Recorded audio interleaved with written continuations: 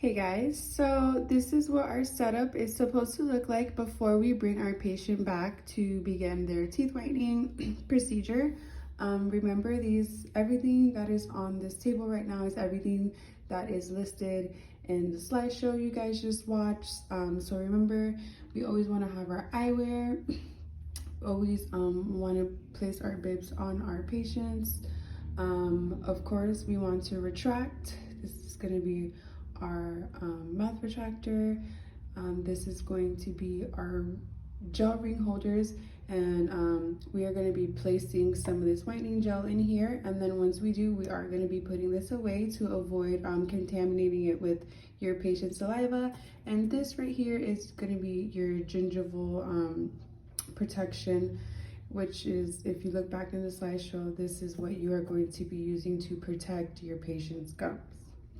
And of course, you always want to have some type of disinfectant because we are dealing with people's mouths and saliva. We want to avoid as much as cross-contamination as we can.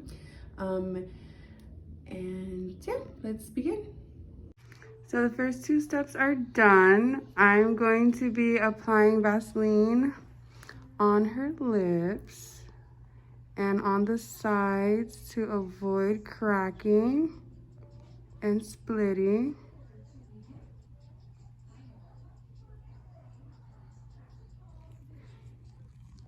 After applying the Vaseline, I'm gonna have her put in the mouth retractor.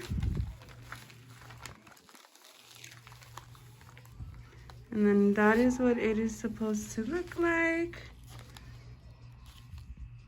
For the most part, I usually stuff the sides with gauze just to catch any saliva or any bleaching. So this is what it's gonna look like. So next, after we put in our gauzes on the side to isolate, we're gonna be using our gingival protection. And remember, we're only going to be filling in the gum closest to the tooth, which is gonna be around here, just because we don't wanna waste any material that is not necessary. This is what it should look like after applying. You guys see I only applied above the gums. Anything else is just extra and it's a waste. So now I'm gonna grab my curing light and I'm gonna cure it for 20 seconds so it can harden. I'm gonna harden it for 30 seconds. It's been a little over 30 seconds. So now our material should be hard. It's hard, not going anywhere.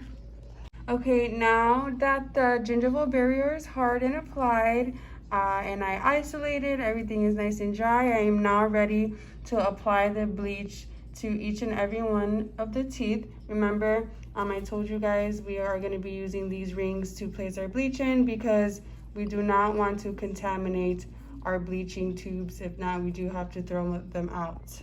So I'm gonna grab a Q-tip and I'm gonna be brushing the bleach on each and every one of the teeth individually.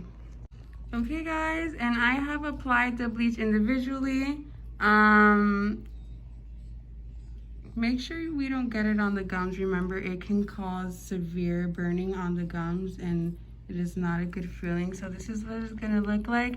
And after, all we're doing is, remember, depending on the percentage of your bleach is the depending time of each session. I am using 44% bleach, so I am going to do 20 minutes at a time. And then we are going to leave her there for 20 minutes. And then we can keep doing 20-minute sessions for as long as your patient can tolerate it. I don't recommend anything over 90 minutes because of the sensitivity.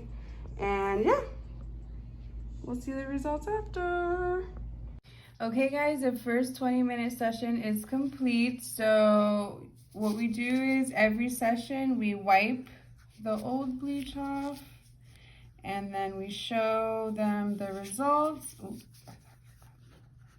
And then we reapply the bleach and we do it all over again until we're done.